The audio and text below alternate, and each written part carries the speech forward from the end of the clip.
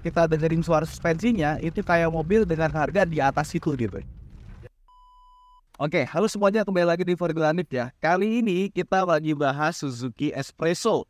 Jadi kebetulan teman gua baru beli ya. Ini mobil tahun 2023 dan dia punya transmisi automatic manual transmission. Jadi dia bisa dibilang AMP atau kalau versi Suzuki namanya AGS. Dan ini adalah transmisi yang dipakai juga di Suzuki Karimun Wagon R atau dulu Wuling Cortez yang 1.8 Matic ya. Nah, ini mobil pasti kalian udah sering banyak lihat di mana-mana ya kan. Video-videonya udah banyak dan memang benar sangat reliable sekali. Kita mulai dari desainnya. Jadi biasanya kalau city car itu kan dia selalu kecil ya. Tapi mobil ini selain kecil tapi dia juga tinggi karena pengen nunjukin bahwa mobil ini ala-ala crossover. Memang desainnya sih ala-ala crossover ya. Panjangnya nggak nyampe 3,6 meter, 3,5 meter doang. Ya jadi lebih kecil dibandingkan dengan Agya atau Ayla secara panjang. Dimensinya cuma 1,5 meter dan tingginya 1,5 meter juga. Jadi kalau dilihat dari belakang sebenarnya mobil itu kotak sempurna gitu. Dan desainnya ya dibikin ala-ala SUV. Mulai dari grillnya, bumpernya. Tapi di depannya kita nggak menemukan sama sekali teknologi ya. Kayak misalkan lampunya standar, halogen biasa. Sama kayak Ayla yang tipe bawah gitu kan. Dan biar lebih terang dia nambahin mini proji ya. Kecil di bagian sini. Tapi di sini kita dapat tambahan nih. Yes. Depannya ini dibikin kayak underguard ya. Tapi sebenarnya ini bukan tempelan dan cuma dicat aja. Terus dikasih ini nih, list karet di bagian sini. Nah, terus ke bagian sini, ini kelihatannya kayak tempat buat lampu, tapi sebenarnya nggak ada lampunya sama sekali. Dan ke bagian samping karena crossover look, maka dikasih over fender di bagian sini. Dan bannya, ini dia pakai ring 14 ya. Cuma yang jadi masalah bukan ring 14 ya. Yang jadi masalah adalah kenapa ini gapnya besar sekali sehingga bannya jadi kelihatan kecil banget. Agya, Ayla, Brio juga ada yang pakai 14, ada yang pakai 15. Cuma kelihatannya nggak secingkrang ini sih.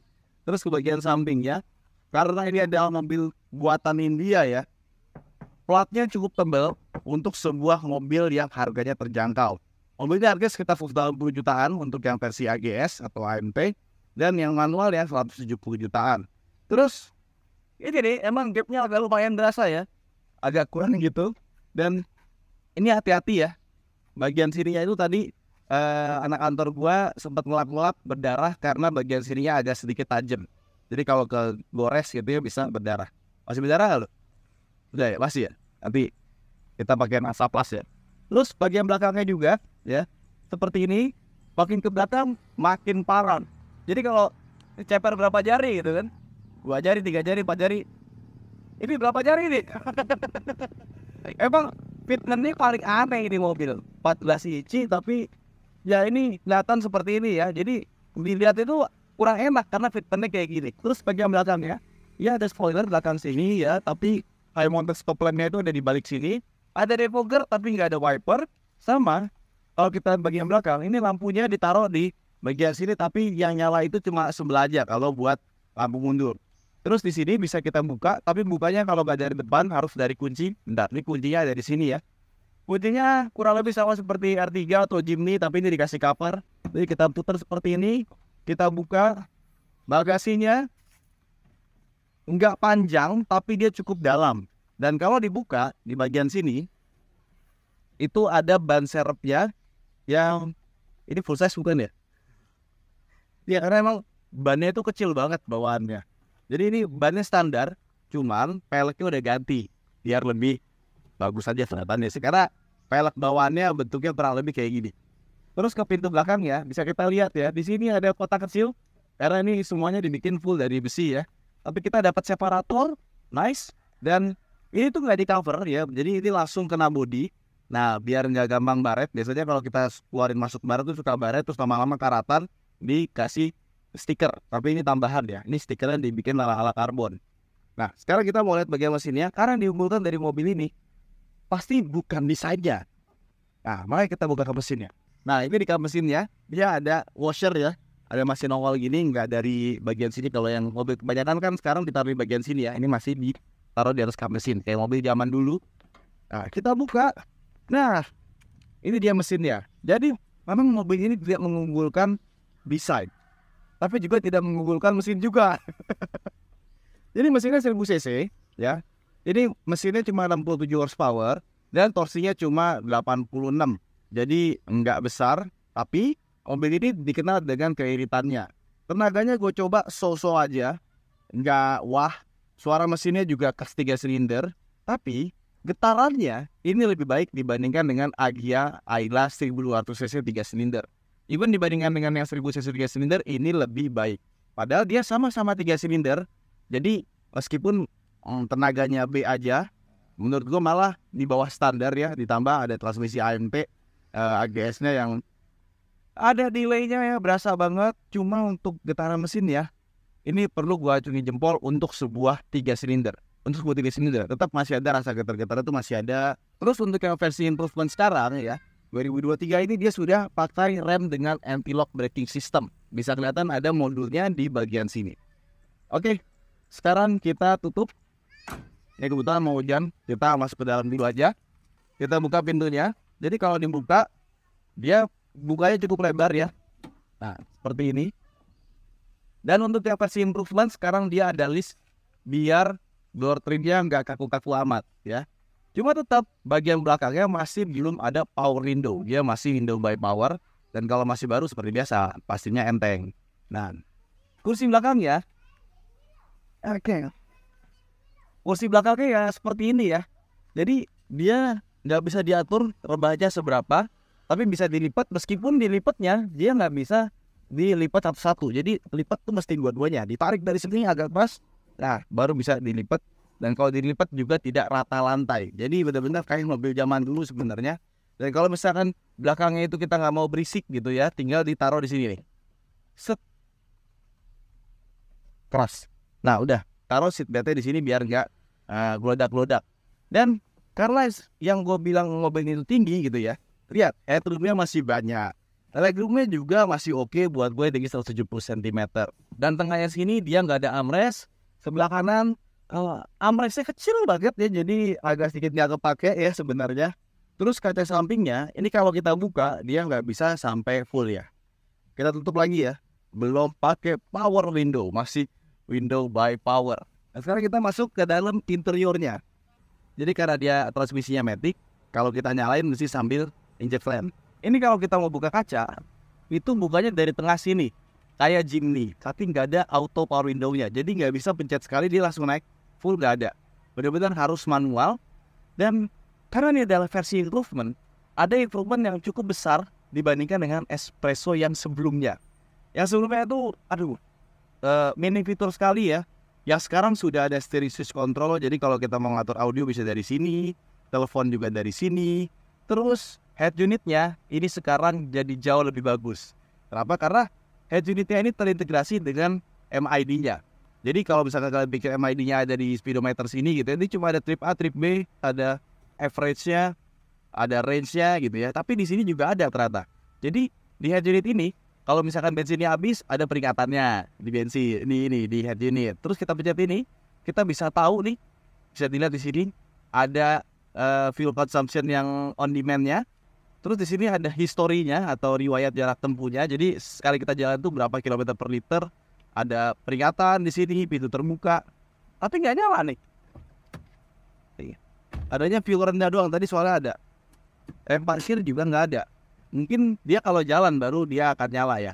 Notifikasi peringatan bisa diatur di sini. Dan head unitnya sudah support Bluetooth, tapi belum ada Android Auto. Suara head unitnya gimana? Ya seperti yang Anda tebak. Speakernya cuma ada 4, nggak ada tweeter, jadi suaranya seperti itu. Yang penting udah bunyi, udah lumayan. Dan dia juga punya airbags, ada 2, jadi ada di sebelah kanan, sebelah kiri. Storage juga cukup banyak ya. Di sini ada storage ya, ini nggak bisa dibuka. Di sini ada storage, ya seperti itu bentuknya. Di sini ada storage lagi, ada 2 buah cup holder. Ini kebetulan tambahan, ya ini ada armrest tambahan, jadi cukup enak. Tapi ini agak goyang, tapi sebenarnya goyangnya bukan dari armrestnya. Kalau dilihat nih ya, yang goyang itu bawahnya itu loh. Bawahnya yang goyang karena emang seoblak itu. Dan untuk door trimnya, ini side pocketnya nggak gede.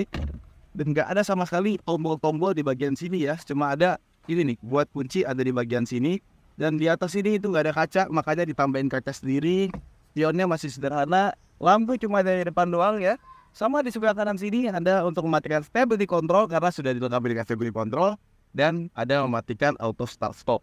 Sama di sebelah kanan sudah ada electric mirror, cuma belum electric retract.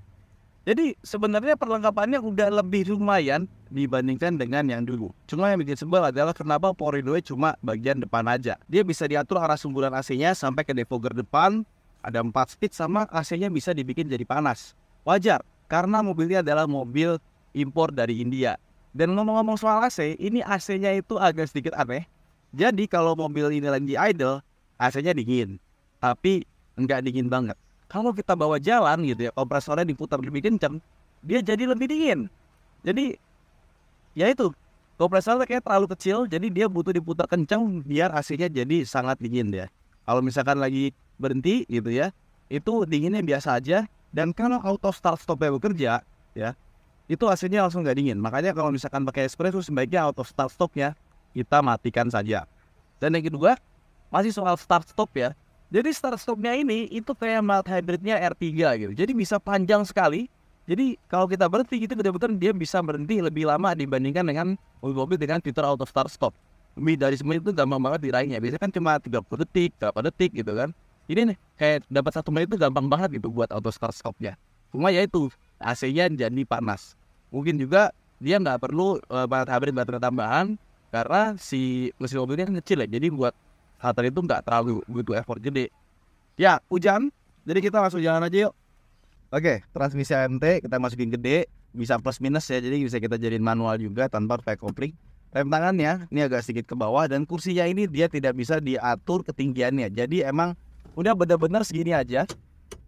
Tilt dan teleskopik, oh jelas tidak ada. Jadi posisi duduknya seperti ini aja gitu. Even gue ngerasa Wuling REV itu posisi pengemudinya lebih enak dibandingkan dengan mobil ini. Nah, cuman ya mobil ini tuh ternyata setelah gue pakai, emang ya kalian udah pasti tahu kan gue akan berkata apa. Cuma sebenarnya nggak terlalu jelek-jelek amat sih, karena dia pasti punya keunggulan ketika dipakai. Yang pertama, keiringan bahan bakarnya ya, meskipun dia tenaganya lemot gitu kan, bisa dibilang aduh ini salah satu mobil terlemot yang bisa kalian beli di 2024 ya. Cuman iritnya luar biasa. Jadi putaran bawah tuh memang dicekek. Jadi kalau kita gas gitu ya, ya gitu aja larinya. Dan transmisinya itu butuh jeda yang sangat lama, dan ketika udah masuk itu kayak gitu loh, nggak enak. Seperti halnya AMT atau AGS pada umumnya, kalau kalian udah biasa pakai Karimun ya kurang lebih sama kayak gitu. Cuma AGS Karimun, entah kenapa Karimun terasa lebih bertenaga dibandingkan dengan mobil ini. Ya padahal mesinnya mirip-mirip.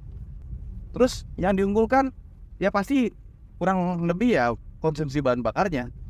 Seperti yang gue bilang tadi, konsumsi bahan bakarnya irit banget.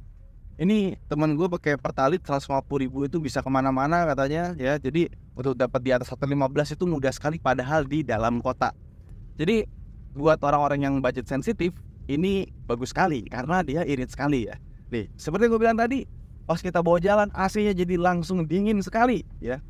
Dingin kalau misalkan lagi idle gitu, atau kita lepas gas itu udah terasa tuh AC-nya jadi agak kurang dingin ya, tapi masih dingin. Tapi pas kita gas itu jadi langsung dingin sekali.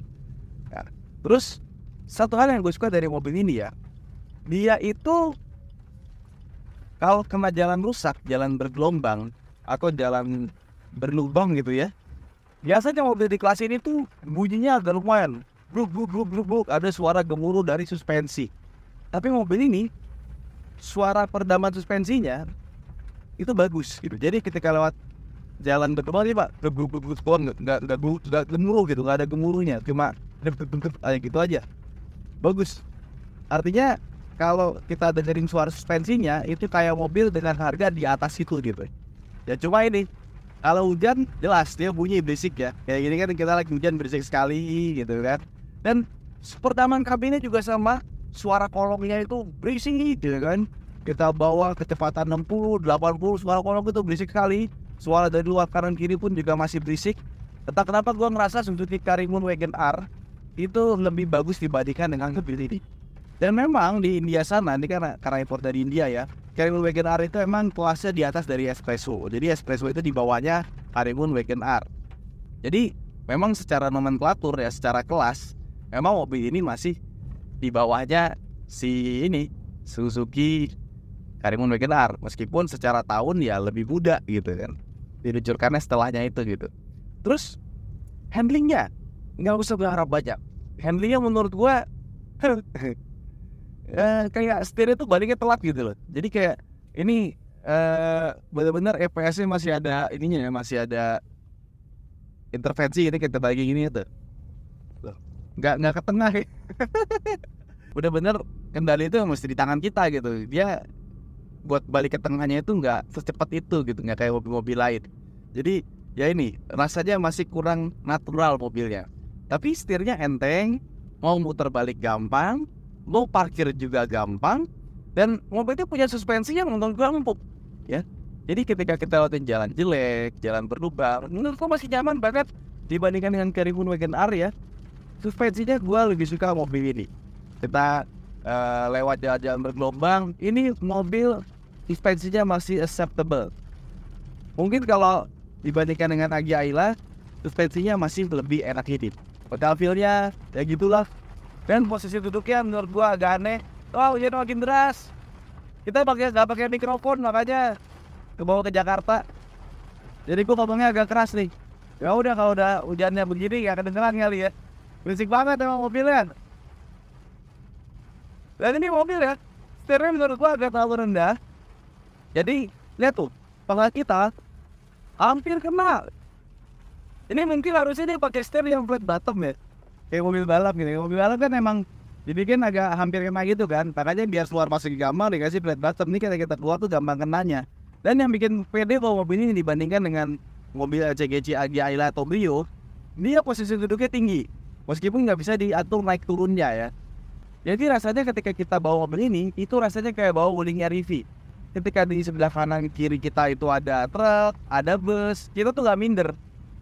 Soalnya tinggi kita tuh masih setara lah, nggak di bawah. Misalkan sebelah kanan kita ada truk, ada pickup gitu ya. Ya emang udah sedikit truk juga sih posisi duduknya, cuma masih pede lah. Kalau kita bawa Agya atau Brio kan rasanya kayak kita di bawah banget gitu kan. Nah kalau itu tuh enggak, rasanya masih tinggi, masih di atas, jadi masih cukup percaya diri lah. Jadi sebenarnya meskipun mobil ini bullyable sekali, banyak yang kurang dari mobil ini, tapi sebenarnya ya ada beberapa hal positif yang bisa kita masih bicarakan gitu. Tapi ya kalau kalian suka menyetir, kalau kalian suka mengemudi, kayak gue kan senang menyetir ya. Ya transmisi AMT-nya ini emang seperti itu. Jadi harus dibiasakan dan harus banyak-banyak sabar. Ketika kalian sudah terbiasa, udah nerimo, kalian udah gak bakal komplain lagi sih. Jadi emang butuh pembiasaan. Dan kalau misalnya kita mau lebih enak, sebenarnya bisa pakai mode manualnya. Dan mode manual itu kalau kita mau naik gigi gitu ya, itu dimundurin ke belakang, bukan dimajuin. Kalau kita majuin, dia bakal turun gigi justru. Gas. Aduh. Ya seperti itulah pokoknya. Ya ini mobil cocok buat kalian yang butuh mobil buat ke poin A, ke poin B gitu ya, buat harian. Terus butuh yang irit, posisi duduknya nggak suka yang rendah gitu kan. Dan yang pasti mobil ini perawatannya gampang, karena teknologi yang ada di mobil ini semuanya sederhana. Nggak ada teknologi aneh, paling yang teknologi di mobil ini cuma ABS doang sama vehicle stability control-nya.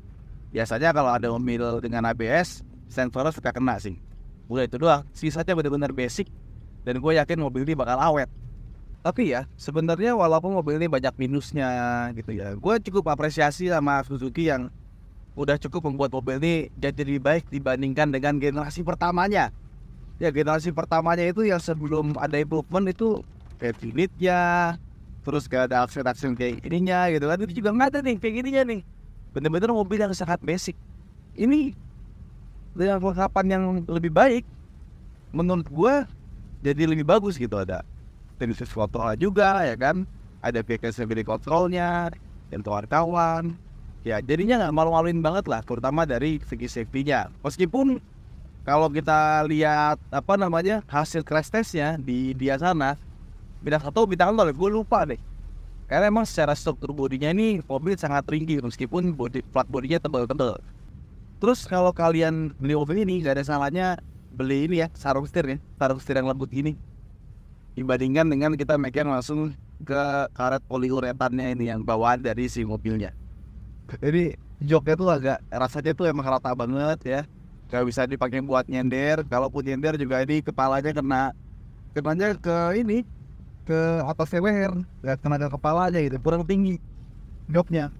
Padahal orang India tuh tinggi-tinggi loh. Sama di bagian sini pilarnya ini kayak ada kebuka gitu ya. Tapi emang secara desain emang begini sih. Sebenarnya mobil ini kelasnya tuh kalau menurut gue ya, ini tuh Agya Ayla ya kan.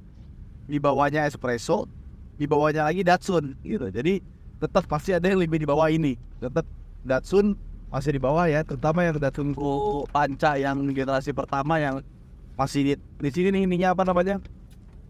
Rentakannya. Itu kan ya gitu banget lah ya. Tapi yang ini menurut gue mendingan. Dan untuk budget harga 180 jutaan, ya sebenarnya emang mobil sekarang udah harganya mahal sih. Jadi kalau kita lihat harganya kayaknya mobil dengan harga 180 jutaan ini mobil paling murah sekarang mobilnya. Misalkan gue disuruh milih ya antara ini atau Ayla yang 1200 yang terbaru. Ya bener sih, Ayla yang 1200 itu lebih banyak refinement-nya. Secara posisi mengemudinya, steeringnya, engine-nya itu way much better dibanding dengan mobil ini. Cuman mobil ini juga menawarkan fitur-fitur yang gak ada di Ayla gitu. Ayla yang baru kalau nggak salah tipe tertingginya aja ini belum steering switch control, terus belum ada vehicle stability control gitu kan. Dan pengaturan AC-nya lebih sederhana dibandingkan dengan mobil ini. Plus untuk bantingan suspensi, gue lebih suka ini dibandingkan dengan Ayla. Tapi kalau untuk driving dynamics gitu ya, buat kalian yang suka nyetir, mungkin untuk mobil yang dijual sekarang gitu ya, yang untuk mobil passenger bukan mobil barang kayak Grand Max atau backup kayak carry gitu ya, ini mungkin mobil dengan peringkat terbawah dari segi driving dynamics-nya. Karena dipakai buat nyetir itu, kalau kalian suka nyetir, bisa dijamin kalian tidak akan menikmati mengemudi mobil ini. Tapi kalau kenyamanannya masih bisa dinikmati dibandingkan suspensinya, keiritannya, terus juga getaran mesinnya, ini masih lebih baik dibandingkan dengan Ayla yang gue sebutkan tadi. Oke, jadi itu aja video kita tentang Suzuki Espresso. Ya, ini mobil memang masih banyak yang harus di-improvement, tapi ternyata untuk kenyamanan ini lumayan loh, gak jelek-jelek amat. Ya, coba kalau kalian suka nyetir, ini mungkin mobil yang jadi pilihan terakhir. Dan catatan tambahan dari gua, kalau misalkan kalian tidak masalah menggunakan mobil manual, sebaiknya ambil yang varian manualnya saja. Karena kalau misalkan transmisi AGS-nya itu diganti Formatic aja yang biasa atau CVT, pasti rasanya lebih nyaman dibandingkan dengan AGS-nya. Oke, itu aja mungkin kita kali ini. Buat teman-teman yang sudah beli Suzuki Espresso, coba komen di bawah seperti apa rasanya dan memilikinya. Yang pasti gua tahu deh, pasti kalian akan bilang mobil ini irit dan gampang perawatan. Jangan lupa untuk tekan tombol like dan subscribe. Sampai jumpa di video berikutnya. Bye-bye.